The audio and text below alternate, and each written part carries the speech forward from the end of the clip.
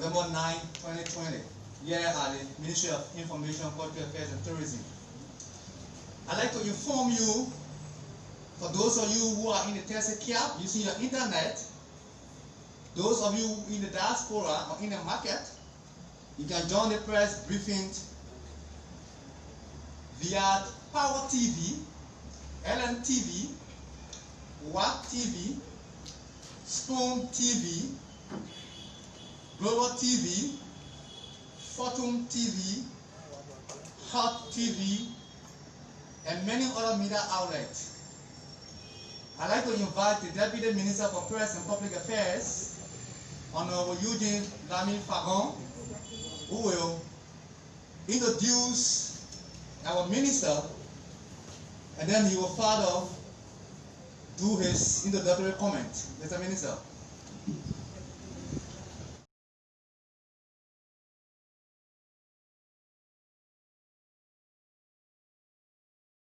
Good afternoon, ladies and gentlemen.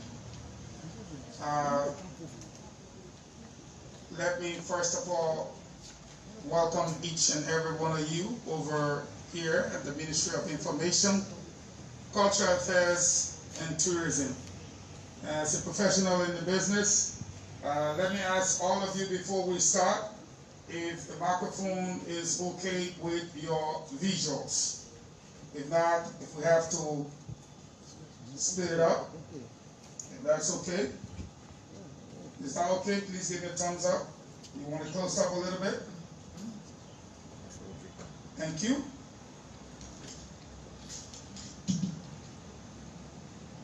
Well, today is a special press briefing. And we called you here today on the Monday because of the significance and importance of what we have to bring to you, members of the media, in particular and by extension, the Liberian people. Today's press briefing will be addressed by the management of the Liberia Electricity Corporation, and today the LEC management will speak on the entity's current status and the provision of affordable and accessible electricity to its customers. Also in attendance will be Anthony Darrell Ambrose Ma, Senior, a very good friend of mine, Director of Communications at the Judiciary Branch, Republic of Liberia, and Anthony Ma will update the public at the court, if you like, from the judicial sector. Ladies and gentlemen of the media, we've come a long way.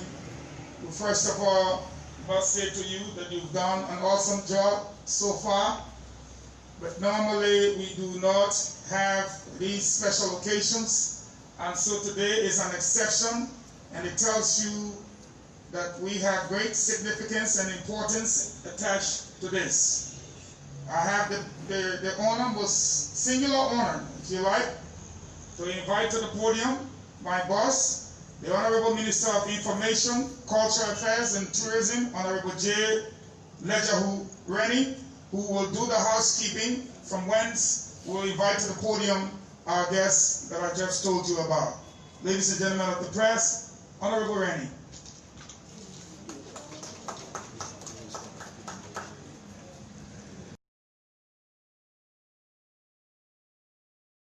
Good afternoon to you, our distinguished colleagues of the media, and good afternoon to all of you listening to us on whatever radio or medium you're listening through.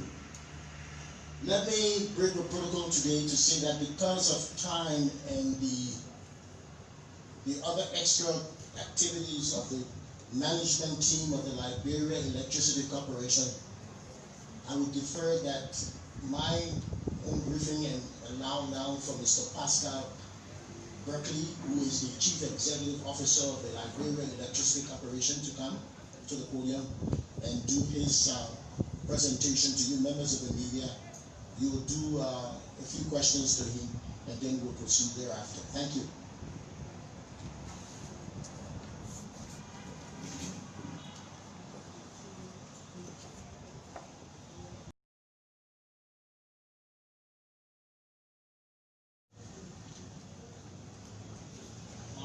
Minister, Deputy Minister, all our delegates here today, and of course the members of the press corps, good afternoon.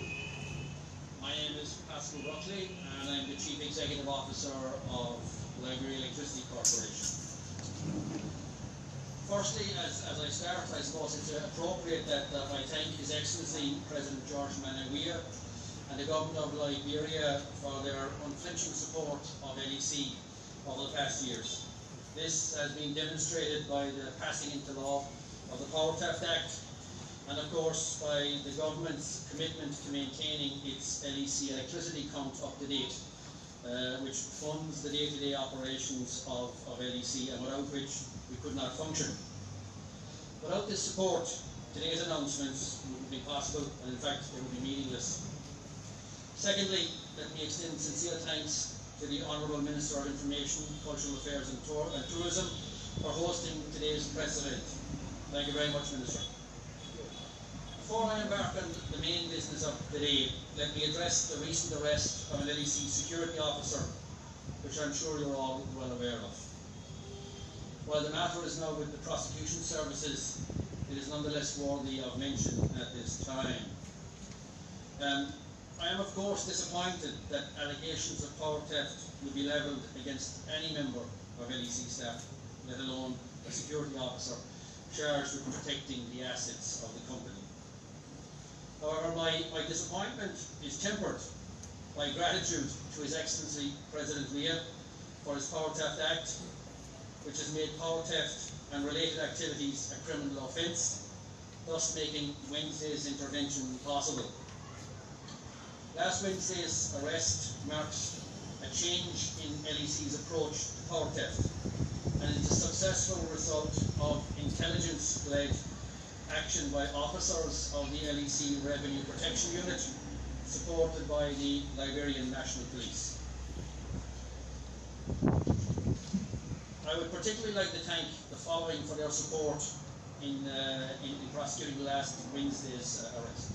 First of all, the people of Pecos Island community who have suffered for many years and have decided that enough is enough and have come forward. Secondly, the Liberian National Police who are most supportive to us. The County Attorney who was also most supportive and instrumental in the actions on last Wednesday. The Honourable Minister for Justice who we reached out to and responded very, very quickly. The Honourable Ministers of Finance and Development Planning, the Honourable Minister of Mines and Energy, and the entire LEC board who have been continuously supportive of LEC's fight against power theft since the beginning. Of course, we have our own LEC people as well, our own legal counsel who has been spearheading Wednesday's activities. And lastly, but by no means least, the men and women of LEC's Revenue Protection Unit and the majority of LEC staff who act with integrity and honour but find themselves discredited by the illegal actions of a few. While I cannot preempt the outcome of the judicial process and don't wish to do so, it is nonetheless our hope that, and if found guilty, that the punishment will act as a deterrent to others, both within LEC and outside of LEC. LEC promises to continue to vigorously pursue all power theft culprits, and I urge the public to continue reporting all suspected incidents of power theft hotline 4600 using both MTN Lone Star and Orange. And now onto the main business of the day, for which I wish to introduce my LEC management team, and we will try to answer any questions that you may have at the end of our briefing. First of all, I would like to introduce Mr. Adam Sheriff. Please stand, Adam. Senior Manager in LEC Finance. Mr. George Tuala. George, please. Senior Manager at LEC Commercial Directorate. And finally, Mr. Sam Zimbe, the Executive Director of LEC Commercial. Thanks, Sam. LEC is pleased to take this opportunity to announce the following two new Government of Liberia funded initiatives which are being implemented through LEC. Firstly, the Government of Liberia funded Electricity Tokens Project, and secondly, His Excellency President Weah's Transformer Replacement Project. Both of these initiatives are driven by His Excellency President George Manawia and are particularly designed to bring assistance to Liberia's poor as part of His Excellency's continuing commitment to the pro-poor agenda. To this end, we also want to thank the honourable members of the House Committee on Public Utilities for their valuable input and continued support. If I begin with the Government of Liberia funded tokens project. First of all, let me say this is not a free electricity project, and power theft continues to be a crime and will be prosecuted accordingly. However, this is a Government of Liberia funded project, funded by the Government of Liberia, thanks to His Excellency, President George Manibia, through the Ministry of Finance and Development Planning, for which we thank the Government. Government of Liberia tokens are available to eligible electricity customers only, that is, legally connected domestic customers, including those paying they have a meter but are paying LEC, but excludes commercial businesses and industrial customers. Each eligible customer may claim one only $20 US dollar token. Each token is available at LEC vendors and is to be claimed in the normal purchase. Government of Liberia tokens will be available from 12 noon on Monday the 16th of November, that's next Monday, to 12 noon on Wednesday the 16th of December 2020. Government of Liberia tokens will be allocated to a single meter. So when you claim your token, it will be allocated to the meter with which you claim it and cannot be used on another meter. And now on to the second matter, I suppose, His Excellency President Weah's Transformer Replacement Programme. His Excellency President Weah has long recognised the financial difficulties facing LEC and our ability to fund essential maintenance and repair materials. His Excellency is also aware that despite replacing over 150 blown transformers since June 2019, LEC continues to struggle with a legacy of poor design, illegal connections and transformer overloading, resulting in over 160 transformers, that's 160 transformers, still needing to be replaced. Against this backdrop, His Excellency has launched a $1.9 million US transformer replacement project to be implemented by LEC.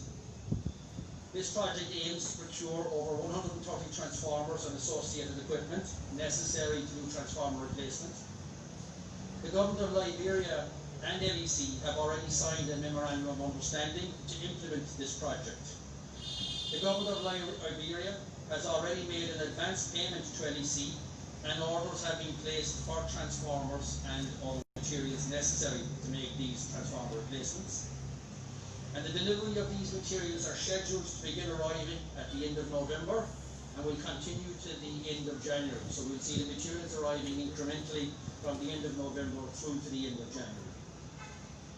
LEC has already begun surveying the over 160 transformer locations in preparation for installation of transformers. And we are establishing a dedicated project team to ensure that maximum focus is placed on delivering this project as expeditiously as possible.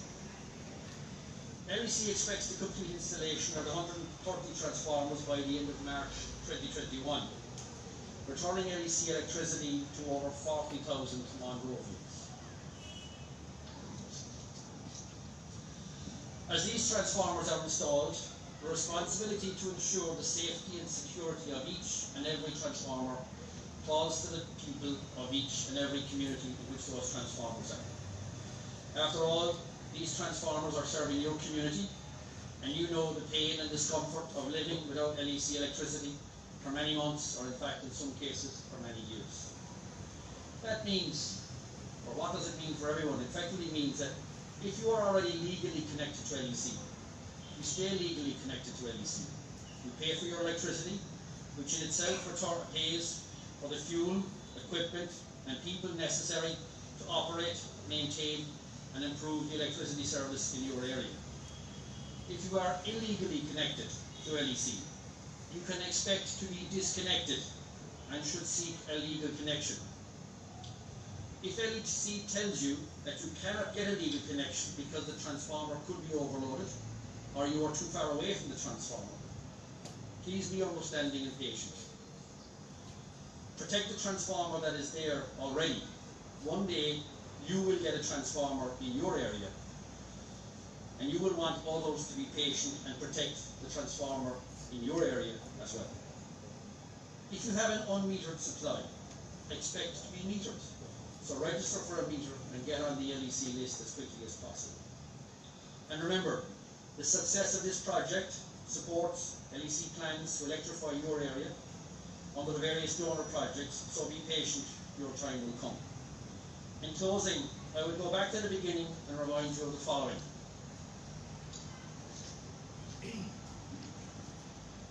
Do not pay LEC staff in the field. LEC field staff are not authorised to take payment. If LEC requires payment for a service, you will receive a formal invoice from LEC. Only pay where you have received a formal invoice. Make your payments at a bank or other approved LEC outlet. Always keep copies of the receipts and report all suspect incidents of power theft or extortion to our whistleblowing hotline 4600 using both MTN, Lone Star and Orange. Finally, I would close by once again thanking His Excellency President George Manawia, the Government of Liberia and the Board for their ongoing support of LEC, but particularly for these projects which will have such an immense impact on the people of Liberia in the immediate months ahead. Thank you very much.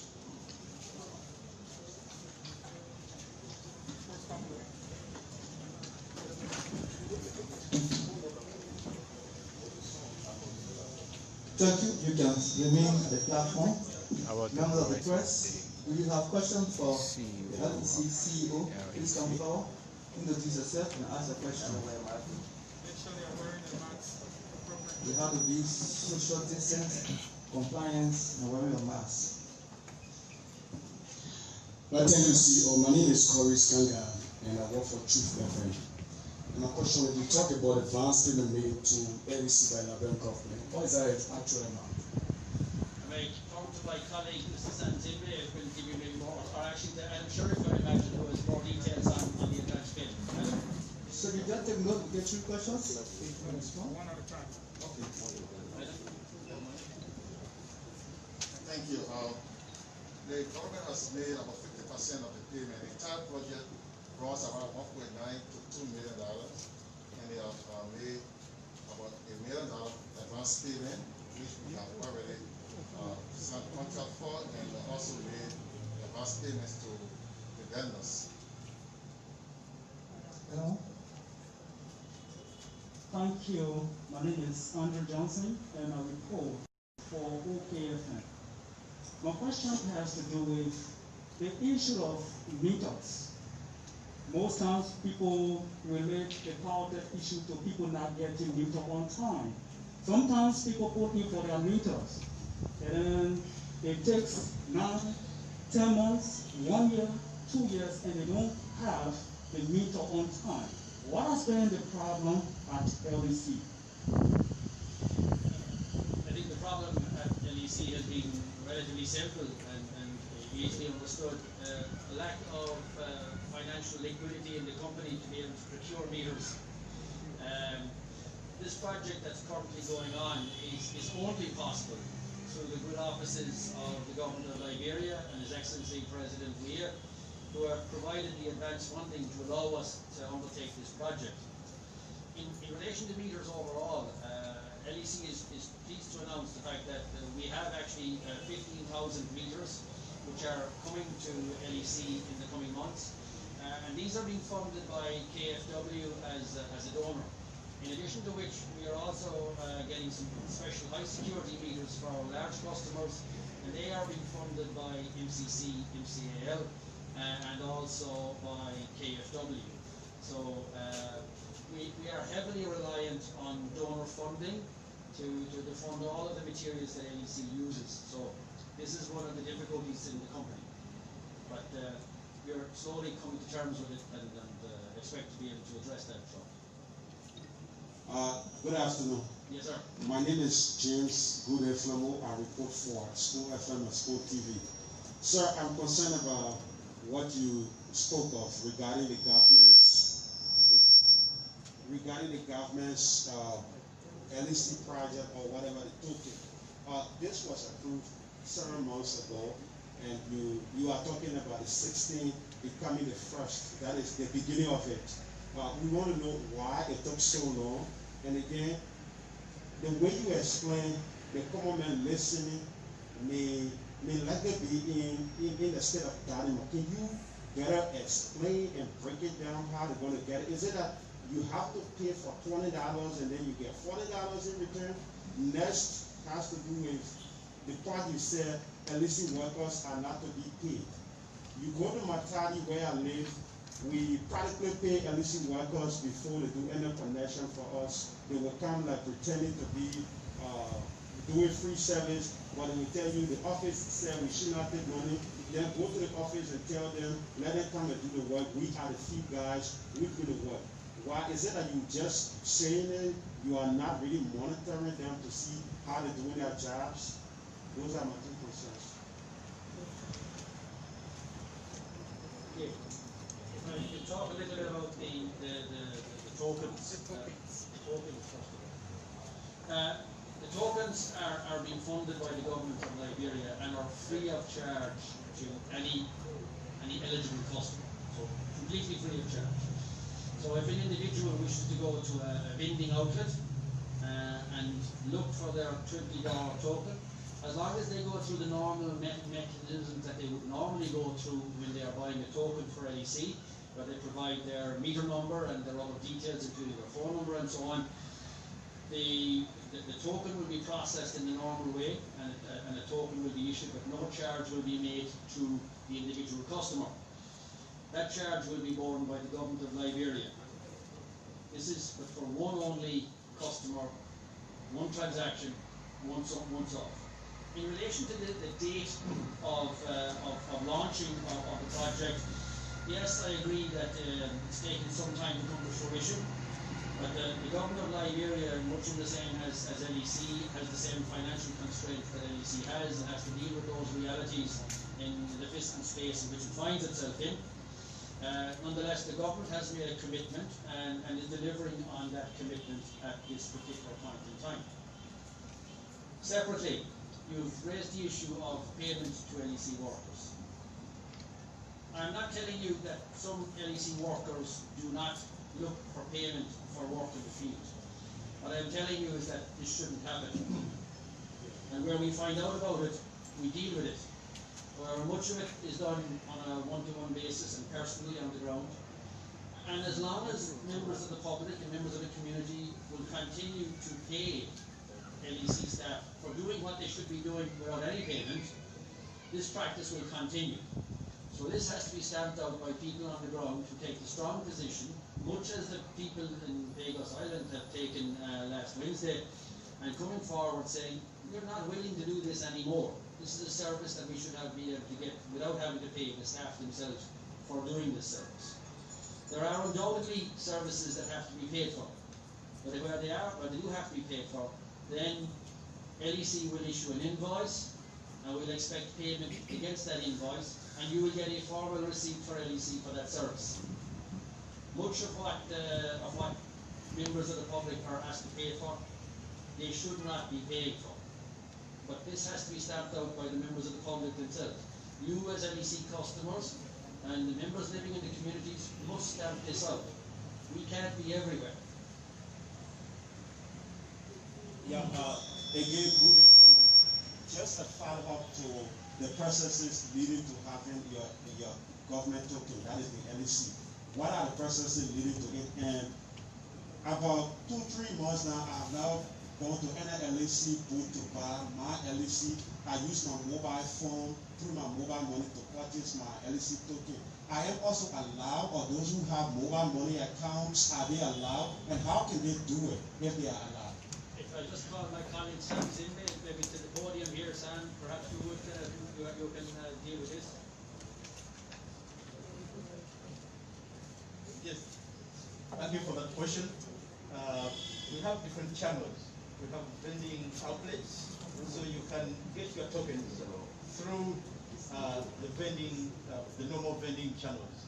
If you have If you are using mobile money, yes, you can get your token through mobile money.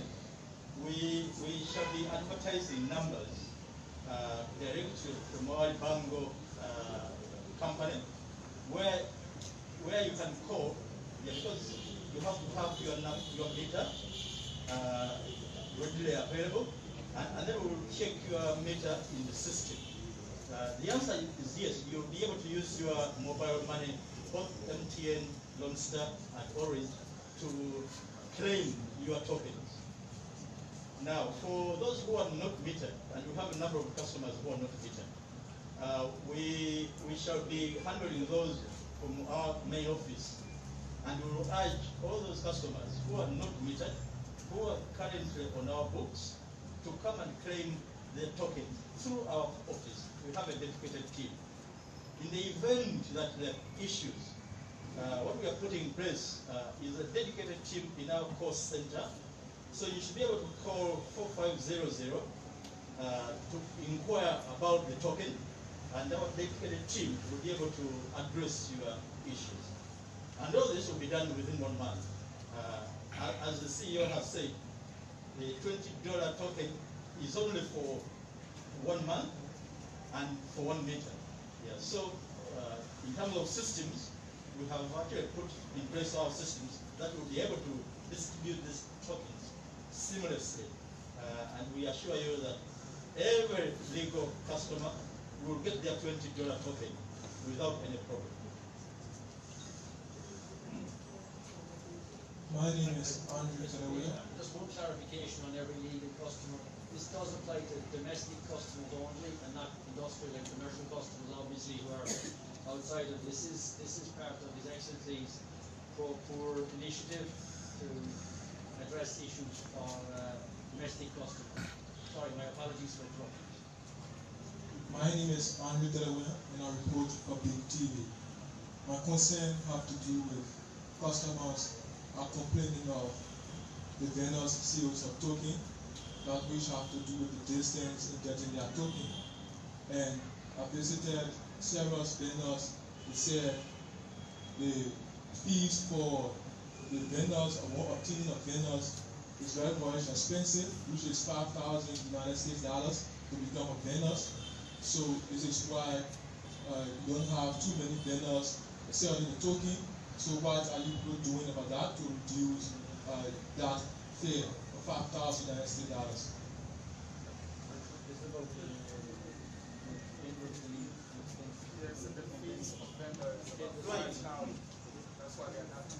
Okay. We have a contract with a third party called Bango, and that third party deals with the vendors. Now, yes, if we have issues like the one you have highlighted, we want to know about them, because our super vendor tells us that his process of getting many vendors is seamless. There's no problem.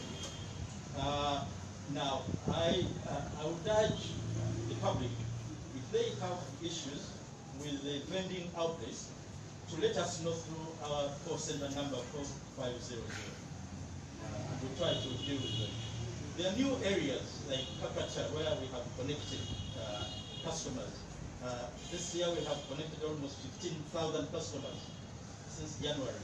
By December we should have reached about 24,000 residential customers. Those are new, and each one of them will be entitled to a token.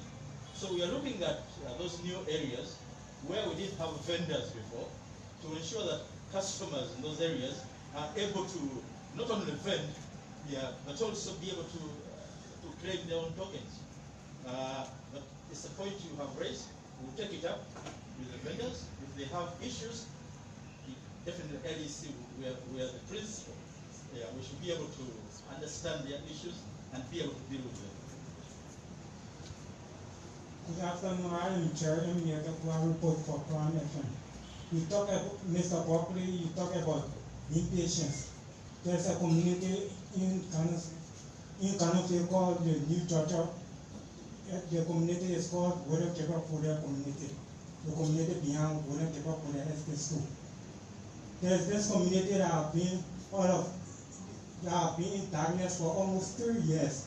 no electricity. So what are you doing to address this concern? Yes, thank you, sir. And it is one of the areas of great concern to LEC. In fact, when I came to Liberia first, a little bit over 2 years ago, and compiled the list of all transformers that were blown across Monrovia as a whole, I have to say that I was shocked to discover that there was over 300 transformers actually blown off the system at that particular point in time. In the intervening period, LEC has replaced almost 160 transformers across Monrovia as a whole. But that still is left about 160 transformers that need to be replaced still. We are slowly working our way through it, and lack of funding has meant that it has been very slow to date. However, the initiative sponsored by His Excellency President George Manaville to procure 130 transformers is going to have a direct impact on those areas. So we are buying 130 transformers courtesy of the government of Liberia, and that is going to have a direct impact on all of those areas. I said in my presentation that we expected to have all areas which have blown transformers back on the system by end of March 2021. That is our intention. So I apologize for the fact that you have been without electricity for 3 years, and in fact I have met some of the communities from New Georgia and from other locations, and I have asked them for their forbearance and their patience, and I must say I'm very thankful to the people of Monrovia in particular, who have shown great forbearance and great patience up to now. And we really do look forward as LEC to making electricity available to all of those communities, in many cases for the first time in over 3 years. That will help to increase LEC's customer base, help to increase LEC's revenue base, and improve the performance of LEC overall. So for us, for LEC, this is a win-win situation. Adding more customers who are good customers and who are paying for their electricity to the system is only good for LEC, and it is exactly what LEC wants. So as long as we can afford to have transformers, and we can now, thanks to the government of Liberia and His Excellency, we are now in a position to procure those transformers, and that will address that problem for us going forward. However, for all of the communities where new transformers are going to be installed, it is important, it is absolutely critical in fact, that they look after those transformers and make sure that they are not overloaded going forward, and make sure that only legally connected customers are connected to those transformers. Because invariably, as we install transformers in these locations, people will try to connect illegally and may in fact overload those transformers. If we lose one of those transformers due to overload, we will not be able to replace it. This is a once-off intervention by the government of Liberia, not to be repeated. It should not be squandered or wasted. Thank you. Okay, my name is Vivian Lai. I do reports for the Heritage newspaper. Actually, my question is in connection to my police previous question, but just to add up to that. Are you aware about the criminal activities in the surrounding of Monrovia? There's a Liberia due to the darkness of areas, and now you are saying that the installation of the new transformer going to be at the end of March. Looking at the festive season that is about to come by December, we are in November, heading to December. Children are home because of coronavirus, they are not back yet in school. Why the delay all the to extend all the way to March instead of December or the end of November? Why? Thank you. Well, very simply because first of all, the first deliveries of transformers will not arrive in Liberia until the end of November. And out of the 130 odd transformers that LEC is procuring, they will not come all together. So we will get them in many stages of delivery. So the first stage is we are getting 26 transformers at the end of November. We will get a further 40 transformers during December, and towards the end of this, in early January, another 50 transformers. So the total delivery of transformers is spread throughout the period from the end of November to the end of January 2021. From the time we receive a transformer to the time we actually physically can install a transformer, there's a requirement that we have. We have to have contractors, people on the ground who are physically capable of doing this work. There are a certain amount of limited resources that are available to do this. It's a specialist area. And we are actually enhancing the number of contractors available to LEC to be able to do this work. That said, there's a maximum number of transformers that we can replace in any individual week, no matter how many contractors we have on the ground, because every time we replace a transformer, we have to switch out some part of the network for safety reasons. So this would be immensely disruptive, but on top of that, the resources aren't there. So, all in all, from the time we get the last transformer to the time we have the last transformer installed is about 8 weeks. I don't think that anybody could be expected to do better than that. And in fact, we've already started the process, the planning process, the design process, the surveying process, visiting each of the communities to make sure that we know exactly what size transformer we want in every community, how much cleaning of the communities there is to disconnect those that are illegally connected, and if there's any maintenance work that needs to be done in order to facilitate the installation of the transformer. So we're doing all that work so that we have as much work done in advance of the transformers arriving as is possible to shorten the actual installation. Thank you very much. Yeah, my name is Lincoln G. Peter, and I report for the Independent Inquiry newspaper. My question has to do with people who are on flat rate. We have other people in the country, they are on flat rate, either from the mental issue or other issue. My concern here is this. Some of them, because they charge per the appliances you have in your home. Other people were paying the amount of $30 US, and other people were paying the quarter. For people who were paying the amount of $30 US, the fare had increased to the amount of $40 US. So I want to know if you are aware of the increasement, the why such increasement come about. And two, you talk about power theft, people who will be involved into power theft. It is a crime and they will be dealt with according to the law. I also want to know about LDC employees who are in the field to demanding money from citizen or customer to carry out a particular tax for its people. So I want to know, will there be punishment for them too? And if yes, which punishment are we talking about? Maybe I should start at the back here with your last question and talk about LEC staff who are involved in looking for money in the field, or looking for money before they will take any test.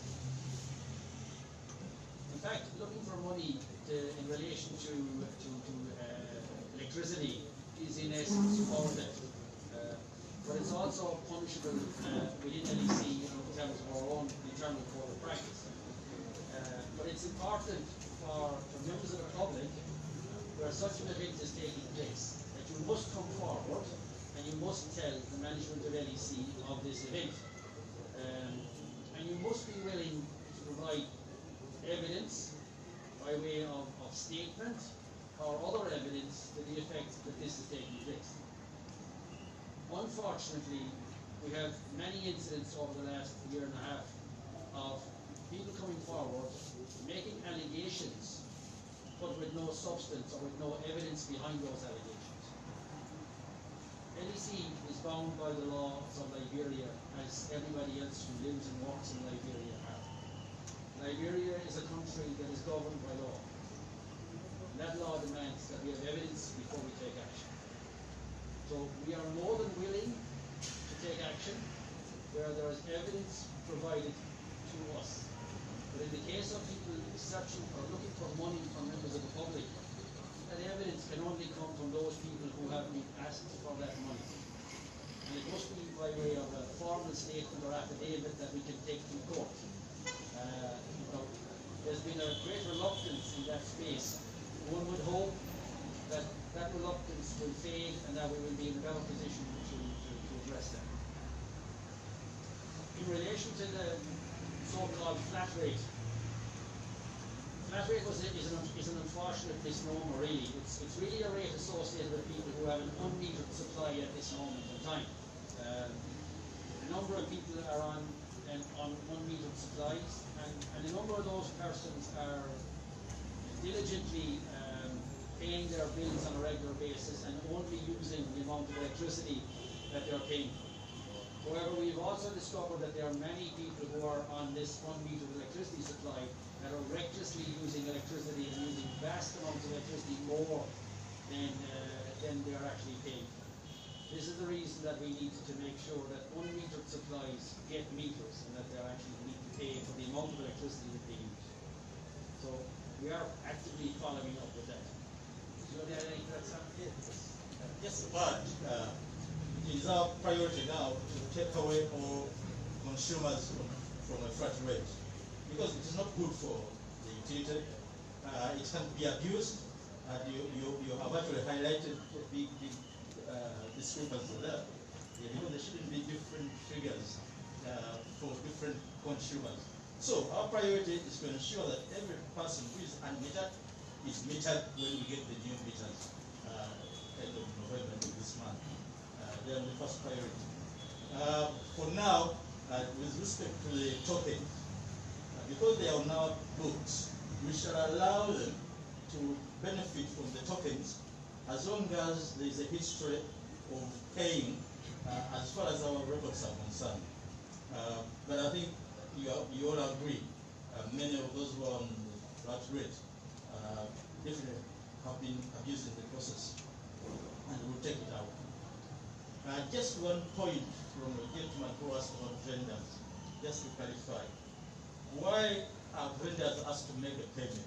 You know, if you set up a business to sell tokens, you must have a system which interfaces with our system.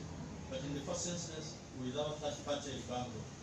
And from what you are saying, you're telling us that Libango is charging $5,000 for anyone who wants to go into business.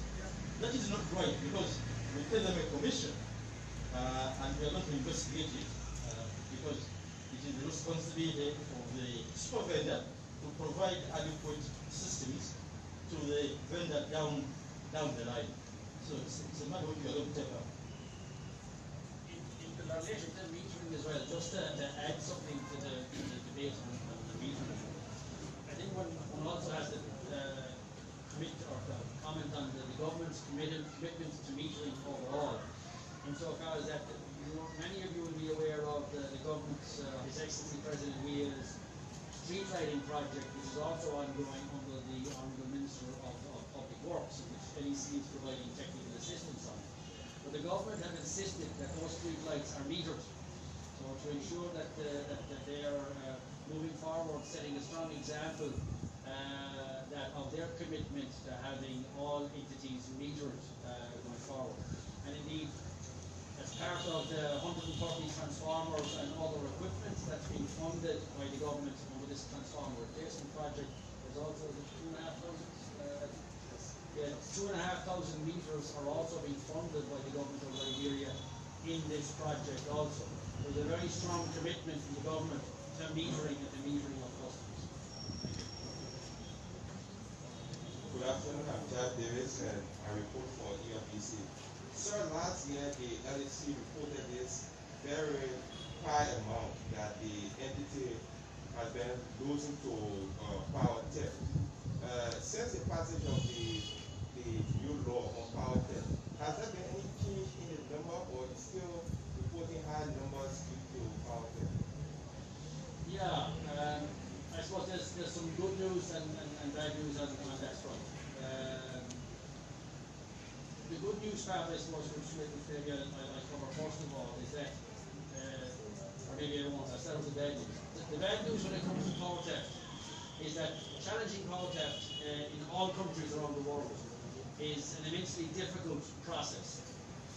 My colleague here, Sam Zimbe, has many years of experience in utilities, including in Uganda, in Umeme, which if you speak to the donor community, they will tell you that Umeme is one of the shining lights as a company who has tackled commercial losses over the years. The Liberia history would show that on average over the 15 or 20 years that they have been working on addressing commercial losses, they have successfully delivered a 1.5% per annum reduction in commercial losses. So if you look at the fact that LEC's commercial losses at the beginning of this year were running at about 60%, which is completely unacceptable. Don't get me wrong, it's completely unacceptable. But nonetheless, in the intervening period, we have managed, despite COVID, despite all the challenges of COVID, despite the challenges of not being able to get meters because of the factories being shut down in China and so on, we have still managed to deliver a 4.5% reduction in commercial losses this year alone. We had set ourselves a challenging target in January of delivering a 10% reduction in commercial losses. COVID interrupted that program, but we have, at this moment in time, achieved 4.5% reduction in commercial losses. So it's not an acceptable situation to have the level of commercial losses that we currently have.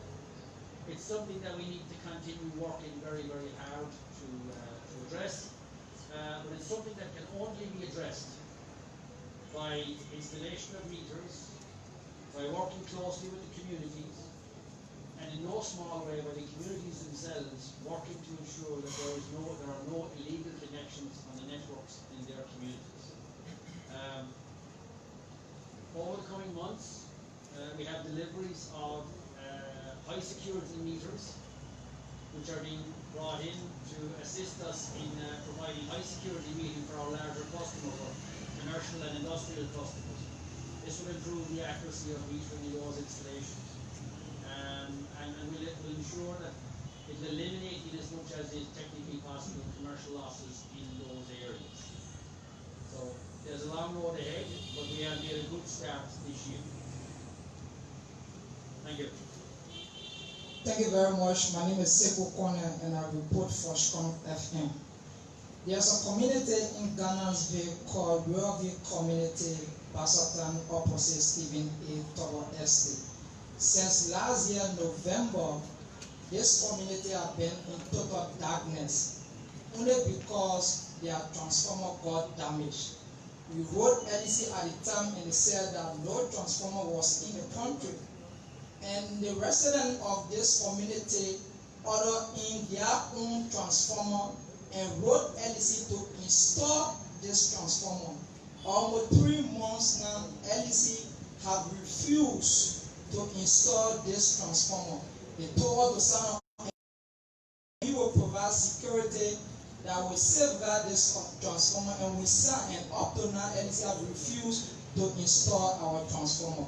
Why have LEC continuously to refuse the community that purchased their own transformer only to purchase government effort? Why have LEC refused to install our transformer? Thank you. I'm not aware of that particular situation. My colleague Sam has taken the details and will follow up. And at the end of our press conference, if you want to share your telephone number and details, we will look into it and we will get back to you. There's no, I can't think of a particular reason at this moment, and there may be a technical reason why it's not possible. I do not know, but we will definitely look into it and we will get back to you. I'll take it up. Okay, thank you very much. My name is Ibrahim Sharif. I write for the Nigeria News Agency. I have with me here 3 concerns. The first one has to do with the ability of the LEC to open private partnership. Is the LEC contemplating on opening private partnership with other vendors in order to bring in transformer? The second concern here has to do with the cost for those transformers that you are talking about. Are those transformers durable? Because we have noticed that transformer come and you see in the scope of a time they blow up. So what's the durability of those transformers that you are trying to bring into the country? And the other thing here has to do with the issue about flat rate. There have been so many exercises, and we have found out that if LEC introduce the issue about flat rate, it will help them to generate more revenue and also boost to fight against power theft. Are you contemplating on bringing flat rate to the public?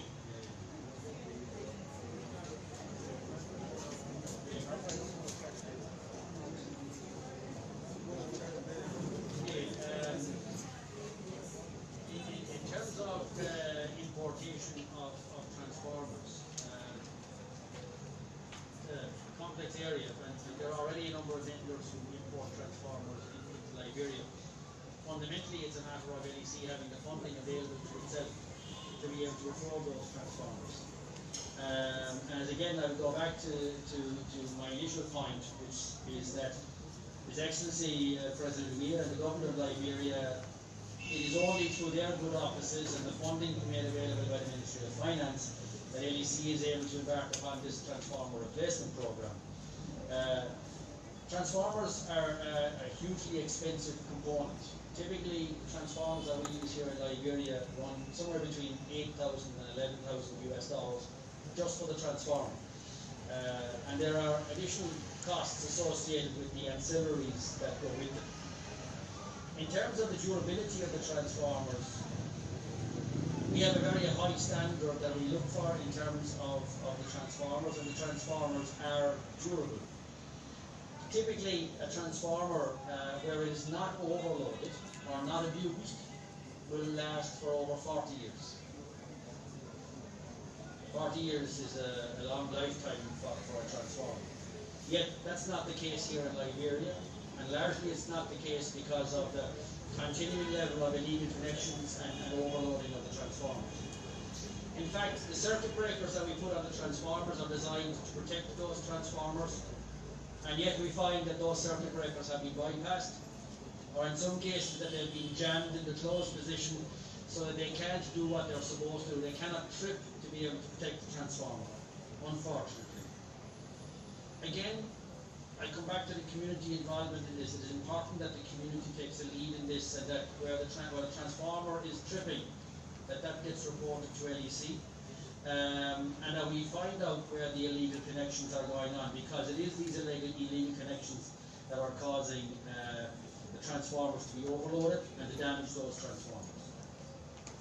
Every electricity company in the world has some small, low-level failure rate of transformers. Usually this is associated with lightning strikes or some other damage caused by third-party interference or whatever else. Transformers of their nature are incredibly robust, but they are prone to overload. And in the case of overload, they will fail spectacularly, as many of you have seen in the past. So it's important that we do not overload those transformers. In relation to flat rate, I'm not sure about the point that was trying to be made. From an LEC perspective, we want to eliminate flat rate or unmetered supplies. We want people to be on a metered supply and to only pay for the electricity that they're using. If you look at flat rate as it's being implemented in many places, there are those customers who are absolutely honourable and above board and are paying for the exact amount of electricity that they use. Or there are situations that we know of where that's not the case, and where a flat rate is being paid but significantly more electricity than is being paid for is actually being used. And that's effectively taking money from the other people in the community. You must understand it in this way. People who are using more electricity than they're paying for, and than they're actually paying for, are stealing money from their neighbours. And stealing money from LEC as well. But fundamentally, they're stealing the money from their neighbours, possibly overloading the transformer. If there's enough of them, definitely overloading the transformer, and ultimately causing a transformer failure. And many of you live in communities where you have no transformer because you know the transformer has been overloaded. This is difficult for LEC to address this. This has to be working closely with the communities. And to date, I'm happy to say that our community outreach program has led us to excellent results in many communities. And I can also tell you that the Wednesday's situation that we had, that was in no small way down to the local community. So it's a testament to the power of action in the local community. And we want to tap into that to protect the assets of LEC, which are making electricity available to the people of Monroe. Thank you very much.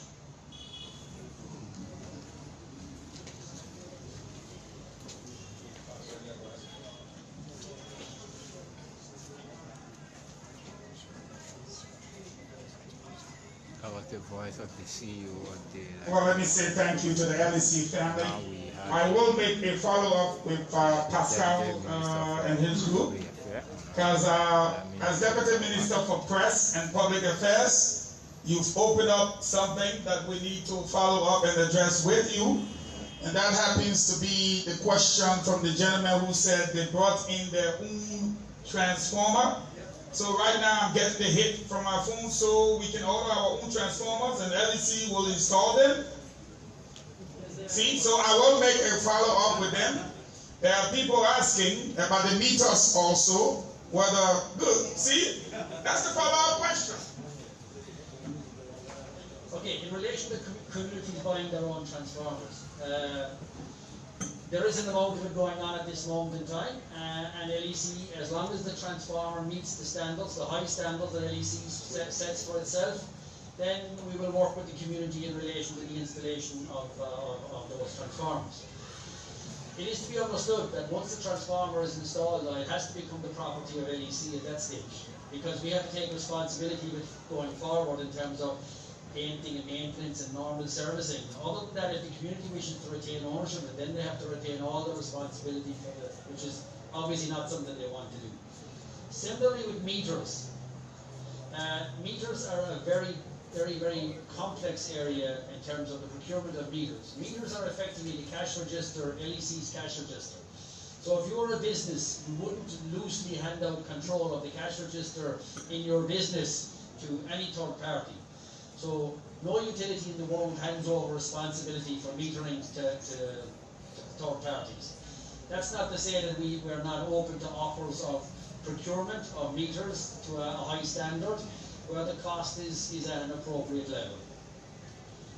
In terms of the procurement of materials overall for LEC, one of the difficulties that LEC has is when you're procuring relatively small amounts of material in country, the price tends to be escalated.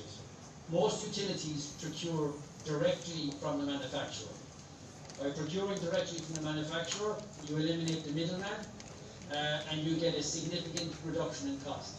And that's ultimately where LEC wants to go to. We want to go to the situation where we're financially robust enough to go to the international markets, buy high volumes of meters, poles, transformers, and put ourselves in good state in terms of providing transformers, meters, poles, conductor and other essentials to the people of Liberia at the lowest possible cost. We are some ways away from that at this moment in time, but that's ultimately where we want to go to.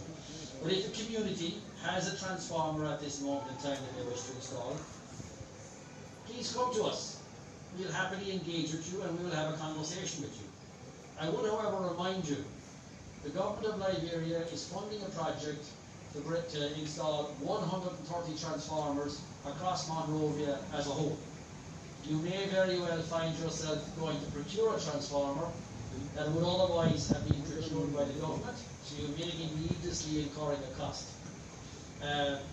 On top of the 130 transformers that are being procured by the government, LEC is also procuring another 100 transformers from our own funding. So all in all, there will be more than enough transformers available in Liberia that are not going to warrant individual communities or individual persons procuring their own transformers. And it is a matter of being somewhat patient and waiting for those transformers to come. On top of that, there are donor projects which are going on in the Bomi corridor, Kakata corridor, the RIA corridor, and in also the Monrovia Consolidated, which is effectively Central Monrovia and Tubman Boulevard. and also infill projects that are being funded by the various donor organisations, the World Bank, KFW, AFDB, the EU. They are bringing in thousands of transformers to reinforce the networks in the area. Again, I would say most of these projects will see themselves being closed out in the next year and a half.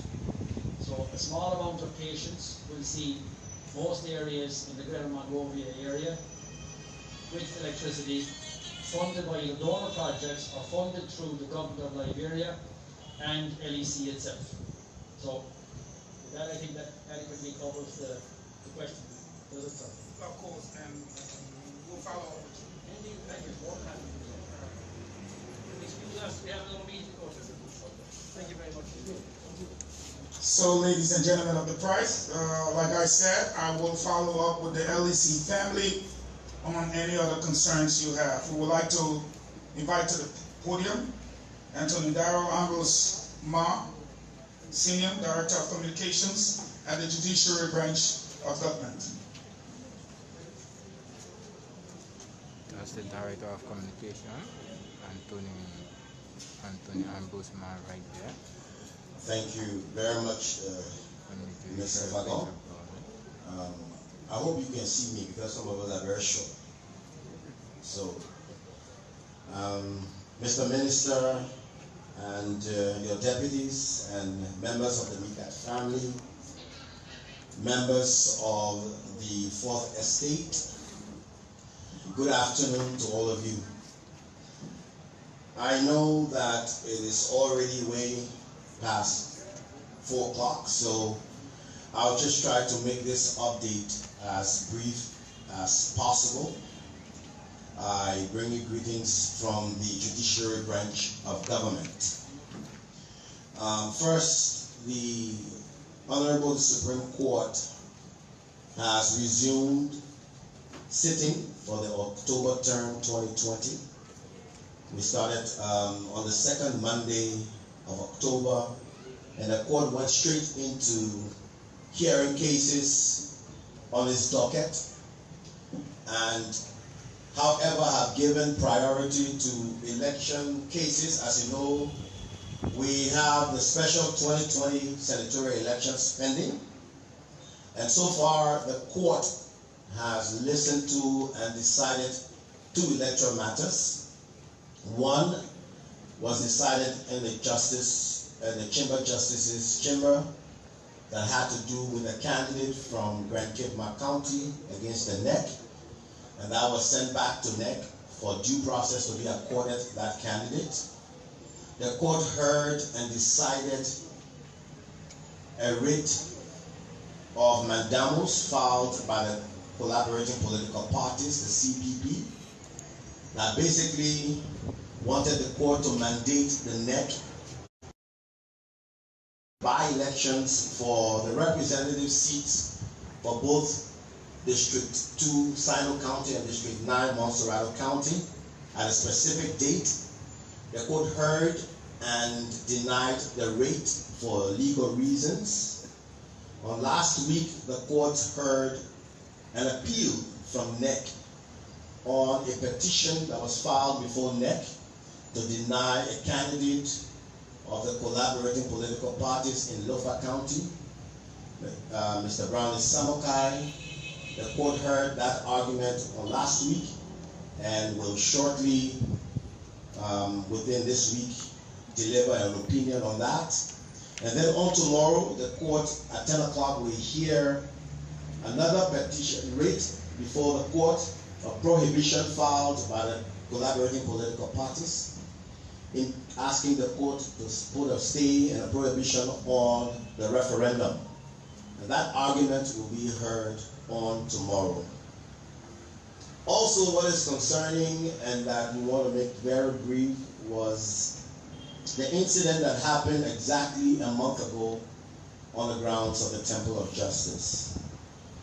It is a very concerning situation, a regrettable situation, and the court is particularly concerned and regrets the action because not only that he was an employee of the court, but that it was a human being. And for someone to self-immolate, we believe that, you know, it is something, no matter the justification of the reason, but it's something that our hearts will go out to. We know that after the incident, and even before the incident, there have been many stories carried out there. As a matter of fact, on Monday, right after that incident, because the Chief Justice was sitting a new judge that was appointed for the juvenile court when that incident occurred.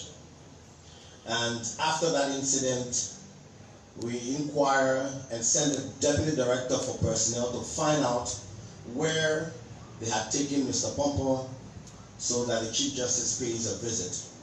Unfortunately, because of the sentiments, the Director was chased away on the grounds that the judiciary was trying to find information on Mr. Pompon and to have him killed. You know, when these things happen, it is the kind of sentiments and the misinformation that we carry that inflames the situation.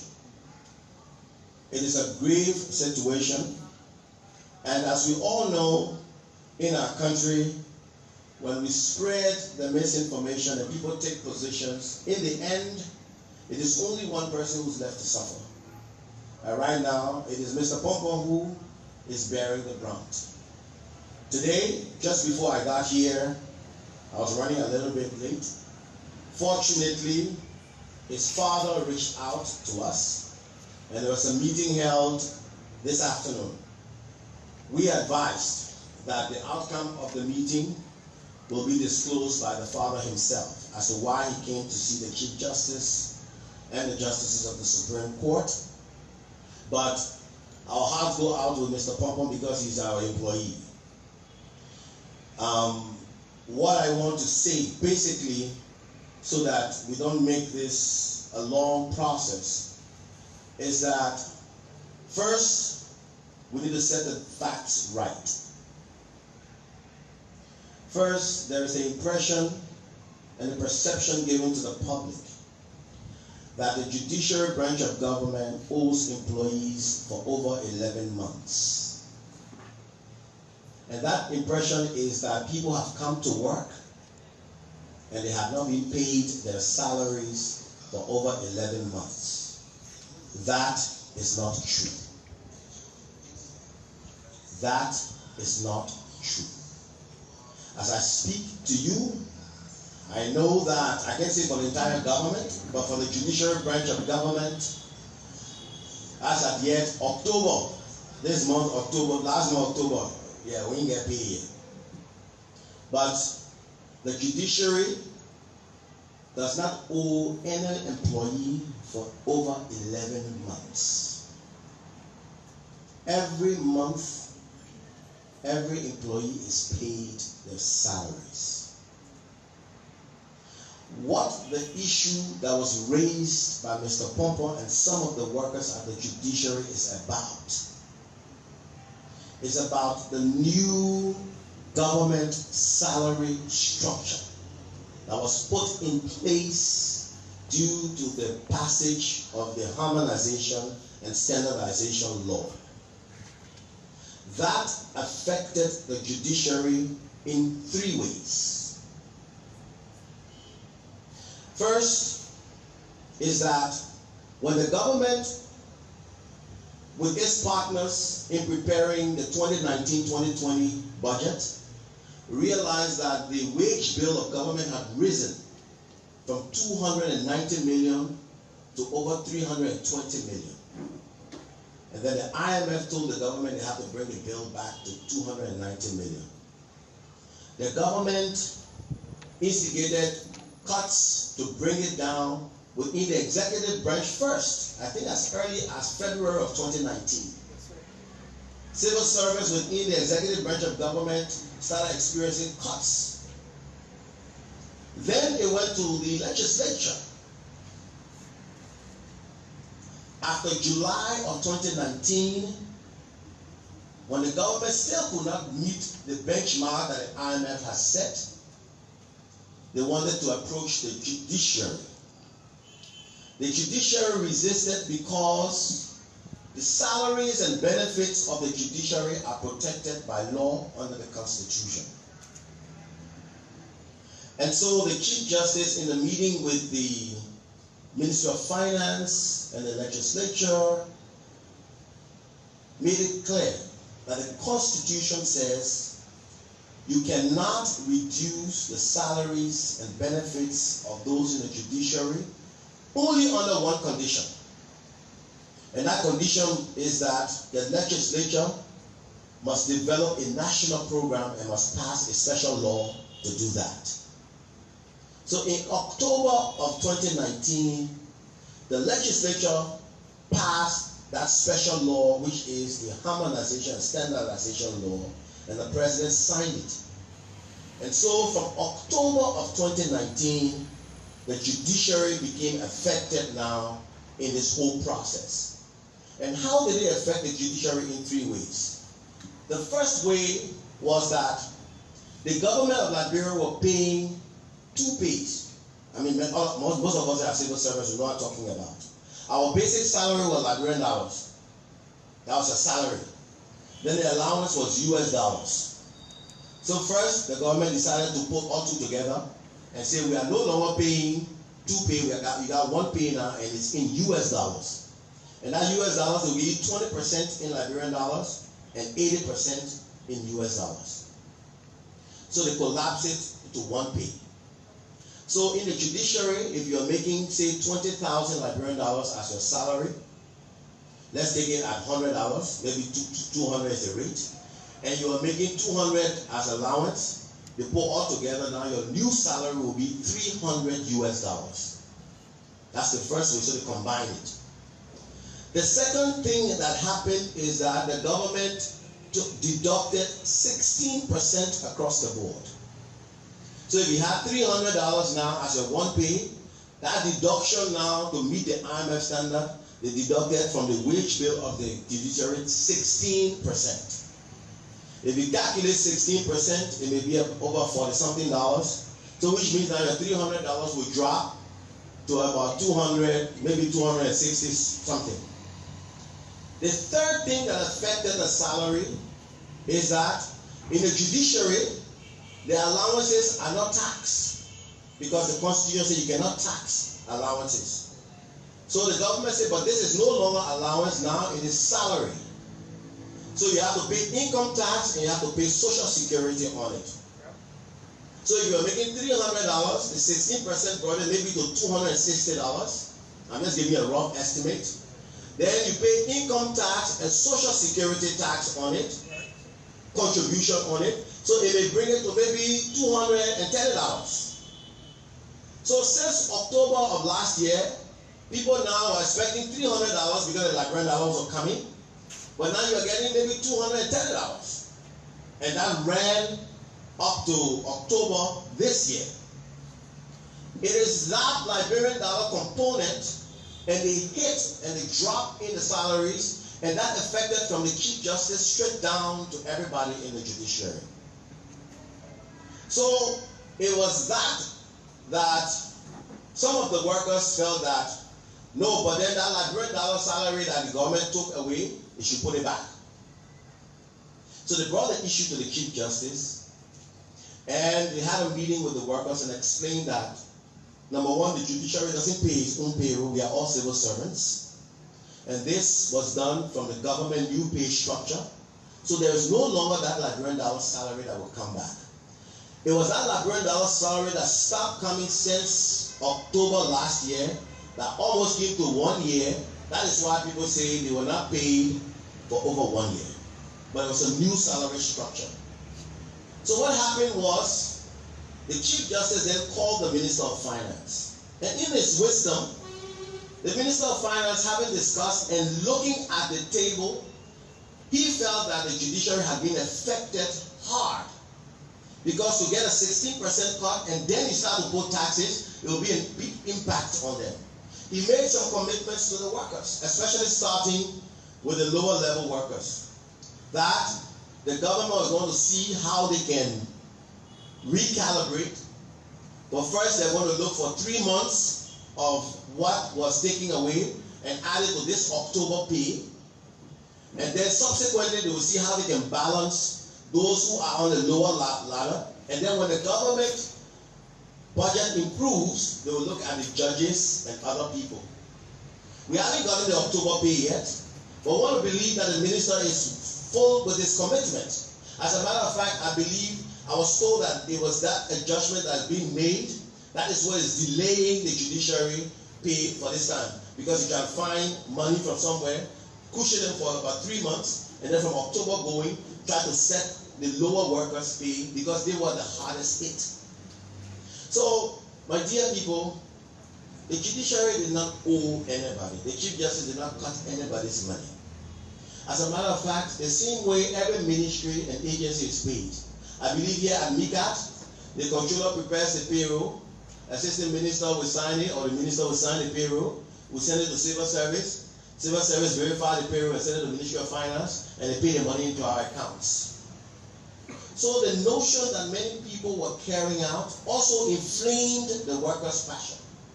That the judiciary got the money, the people worked, and you didn't pay them.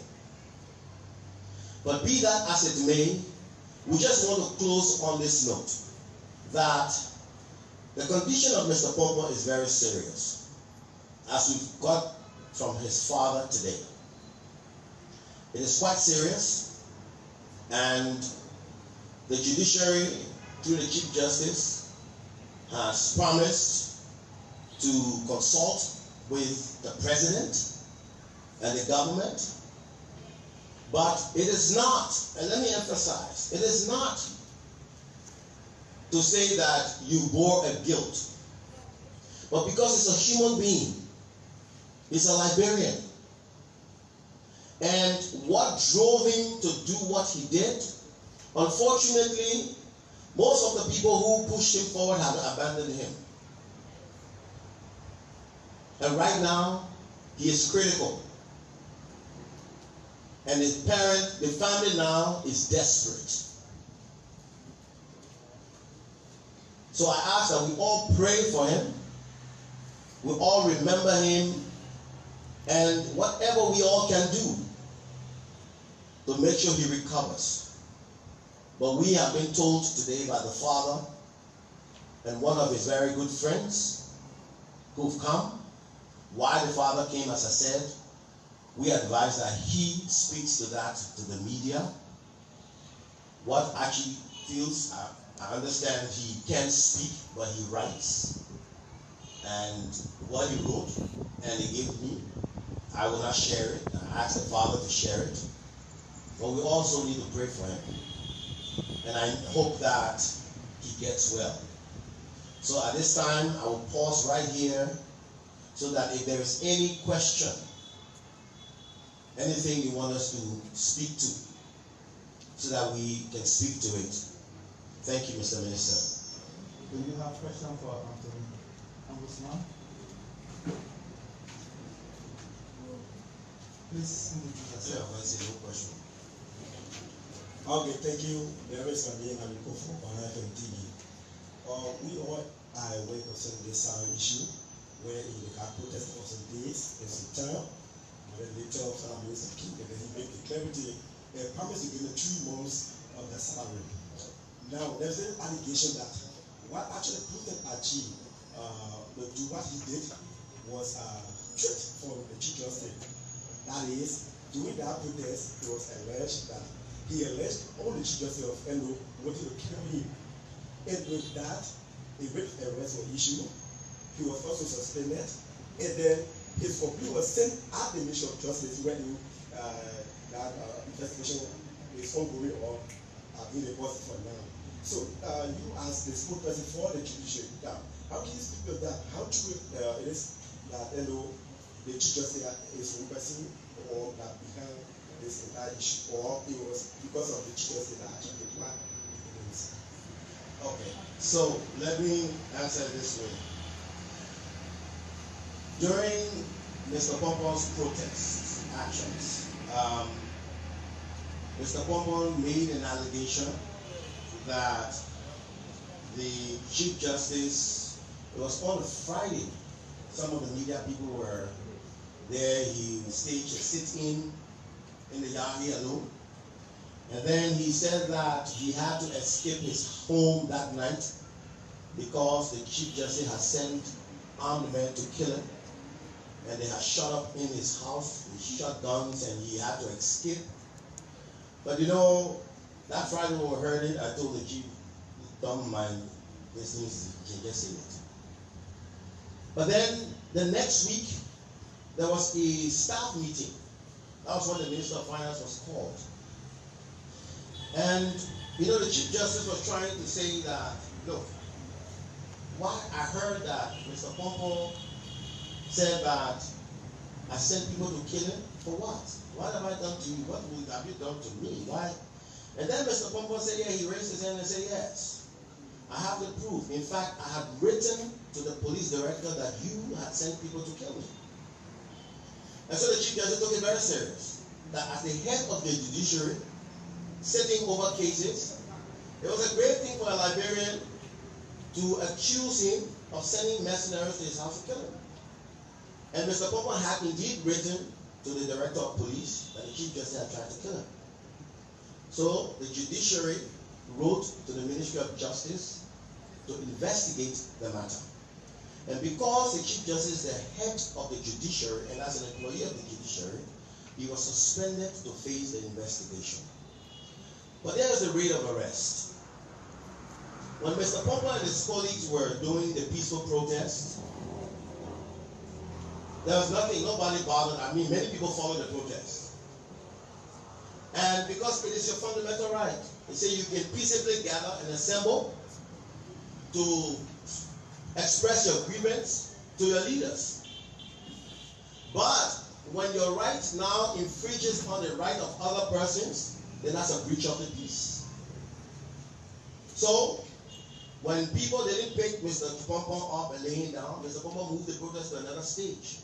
First, he started to disrupt the proceedings in the city court. So the judge had to write that he wouldn't have cases, because whenever the case started in the city court, he would bring patch and pay and start disrupting the court. That's a crime to disrupt the court's proceedings. Secondly, whether we accept the person or not, the Chief Justice is the Chief Justice of the Supreme Court of the Republic of Liberia. But by going and lying down under his car that he cannot move to go official today, that's obstruction of his function. He did it to the court administrator. She had to leave her car in the yard and take a transport car to go home because he was lying under the car and saying he wouldn't move. That's obstructing other people's function. So that was also reported to the police. And for the breach of peace, the police had to bring him under the jurisdiction of the court. And once there's an issue of breach of peace, the first thing the court will send will be a writ of arrest. Alright? And that writ of arrest brings you under the jurisdiction of the court. And then you will come and you'll be billed out. And then the person who made the complaint will have to come and prove the complaint before the court. So that was why they issued the writ of arrest. My name is Andrew Delaware, reporter for Big TV. I want to know, when the writ of arrest was given to Achi, why did the sheriff allow him to be parading within the compound of the judiciary before committing the act?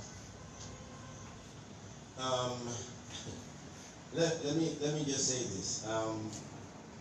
No, when the sheriff first attempted to serve the writ, there were people who were preventing the sheriff from serving the writ. There are people who were preventing the sheriff from serving the writ. When the writ was finally served, I think even before they talk about serving the writ, Mr. Pompo came already prepared to do what he wanted to do. Remember, long before he had written that he was going to do it 2 weeks ago, before. Mr. Pompo already had in his jacket a bottle, mineral water bottle, that had the inflammable fluid. You know, I don't know whether that's gas or whatever, but some people say that was gasoline. But the fluid was in the bottle. So when he was served the rate, that was what happened, and then he put his hand in there, took it out, and doused himself. So I don't think we can fault the sheriffs. Thank you very much. My name is Sekou Kwana and I report for Strong FM. And during your deliberation, you said the judicial branch of government is not holding any of its staff. And you just admitted that over the period of time, you saw judicial staff are protesting at the judicial branch of government. How do you reconcile these two statements? We are not holding them, we have been seeing them protesting for their salary. Well, I don't know how you want to recognize it. I will reconcile them. It's not holding them, but that was their right to. That's your right to protest. The fact that they were protesting doesn't But mean. it doesn't mean that what you're protesting for is true. I just, I don't know how you want me to reconcile it, Baba. Next question, please.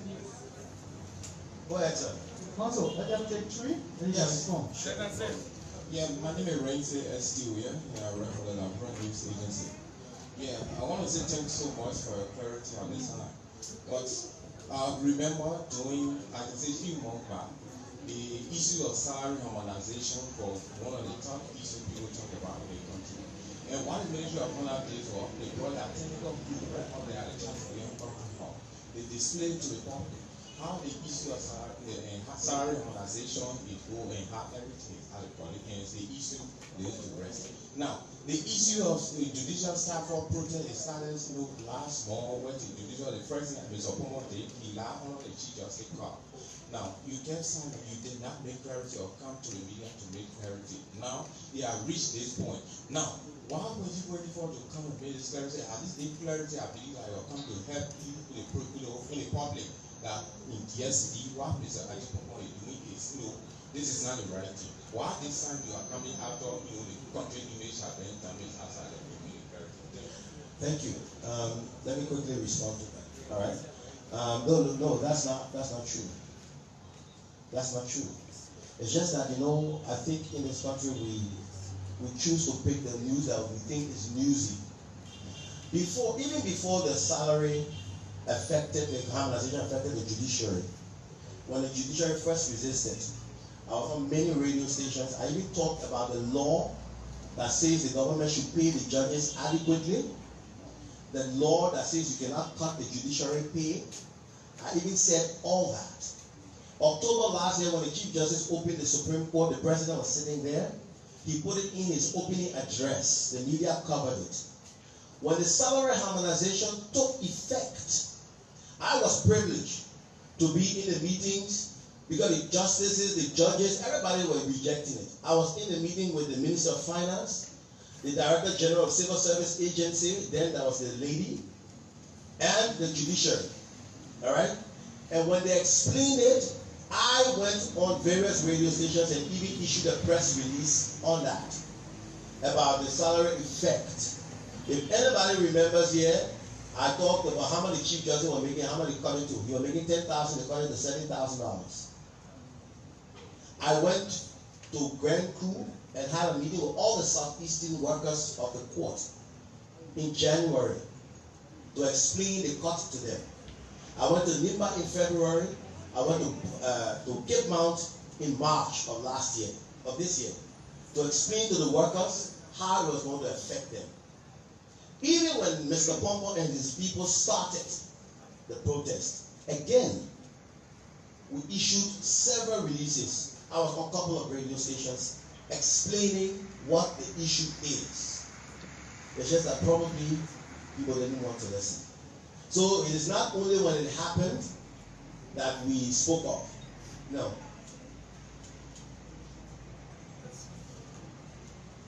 Well, my name is Andrew Johnson and I report for OKFM. My question is, sir, according to your words, when you were explaining, you said the judiciary doesn't owe any of this travel more than 11 months. And then the finance minister come up to say, we're going to pay you 3 months. Does that mean that the finance minister was not aware that he's not owing anybody at the judiciary, or if other staffers of other ministries and agencies come up to do the same, where the finance minister knows in his words from his papers that he's not owing any of those staffers, should he come up to say that he's going to pay them extra 3 months or 4 months? Thank you. Well, unfortunately, I can't speak for the Minister of Finance. But I just made it clear that the judiciary doesn't owe anybody apart from October this year. But I can't speak for the Minister of Finance. Maybe Mr. Fagon will speak. He's the executive branch of government. Thank you very much. I'm Trocon Flammer and I report for Fabric. Thank you for the clarity made so far about our chief compound and what happened at the judiciary. Now there's a growing concern about your boss, the Chief Justice of the Republic of Liberia. And I have been doing some research. Article 72 of the 1986 Constitution says that the Chief Justice at age 70 should resign. And also on the website of the judiciary, the Chief Justice, his profile is there where he was born and all of that, but his age is not mentioned, and people are skeptical about this. How old is the Chief Justice of the Republic of Liberia? Well, unfortunately, I can't say that right now. I don't know. Okay, my name is James Flammo, and I think we should be fair to the public when it comes to public officials. The Chief Justice is not a private citizen of Liberia. We should be in the know of his age. Just a follow-up to my friend's question. I think as a media relation to the judiciary, you should be able to let the public know the age of the Chief Justice. If it is not on the public website, it means there is an inner problem that the judiciary system is not wanting to let the public know. My question is, why the minister, that is the judiciary, why the action of Atipawa took place when you were in the know that this man announced that he was going to carry on self-immolation on the 8th of this month, and we did not see any security system in following this guy activities to make sure, because that place is considered as the last ground in terms of justice or security-wise. You should be up to the task. Why you did not provide security to make sure that this man should not carry on this after he announced publicly that he was going to do it, and you left there? We saw it happening before even they pronounced it. Is it that there's no security system at the court or the judiciary? You know, I don't want to be rhetorical.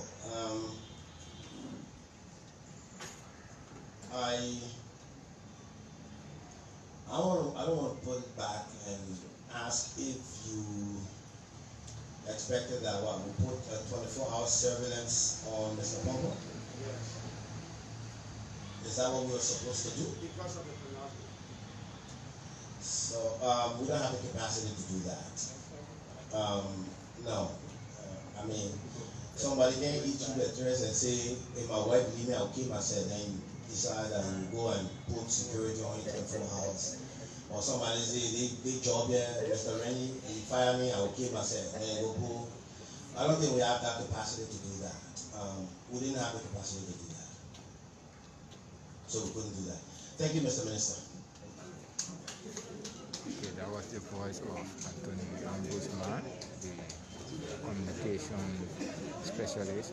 You know, ladies and gentlemen of the media, clarifying happenings in the my boss was supposed to do the housekeeping. So what we're going to do for you is to allow my boss on Thursday to do the real housekeeping in addition to some of the issues that you may find necessary that you may not have covered here today. We will ask that you liaise with my Director of Press and Public Affairs, because on Thursday he will mount the podium and stand behind his microphone. If you have something that you want him to touch on, he'll be more than willing. Before I say thank you, there are a couple of observations real quick. That has to do with the Honorable Speaker, in person of Honorable Ma, is not the Finance Minister. And when people mount the podium, we expect journalists to ask them questions that relates to the subject matter or within the area of discipline that they're covering. On the issue of the age of the Chief Justice, he made it clear. I cannot say to you right now what his age is. It's like saying you will be forced to be his mother or father. So that's something I believe you need to follow up on. It's not that government does not want to be clear with you, but you also need to be clear with the government. If that's something you are interested in, there's always the appropriate forum where you can make a follow-up. Last but not the least, before I give you this vote of thanks, a lot of journalists have been calling me to ask me as to what did you mean when you say you hope the media learn a thing or two from the American media. My answer to you is simple. There were claims and counterclaims of victory. There were claims and counterclaims from all sides whatsoever. There was one in particular of fraud. But what did the American media do? They took into consideration national security, and they did not run with baseless and unfounded claims.